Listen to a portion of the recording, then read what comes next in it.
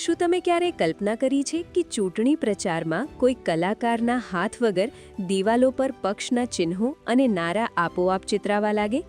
નવાઈ જેવી લાગતી આ બાબત કેરળમાં હાલ હકીકત બની છે. આ છે ચુવર બોટ. મલયાલમમાં ચુવર એટલે દિવાલ અને બોટ એટલે રોબોટ. રાજ્યની કેટલીક વિધાનસભા બેઠકો પર અત્યારે આ ડિજિટલ કલાકારનો જાદુ જોવા મળી રહ્યો છે.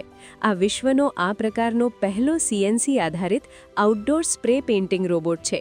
તેના મેકર્સના જણાવ્યા મુજબ સામાન્ય રીતે ચીનથી આવતી મશીનો માત્ર લીસી દિવાલો પર જ કામ કરી શકે છે, પરંતુ આ ચુવર બોટ બહારની ખરબચડી દિવાલો પર પણ કમ્પ્યુટરાઇઝ ડિઝાઇનને આબેહૂબ ઉતારી શકે છે.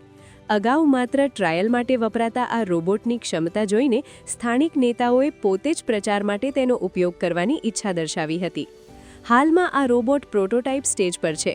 તેમ છતાં સોશિયલ મીડિયાના યુગમાં આ નવી ટેકનોલોજી ઉમેદવારો માટે આકર્ષણનું કેન્દ્ર બની છે. અનેક રાજકીય પક્ષો હવે આ ટીમનો સંપર્ક કરી રહ્યા છે.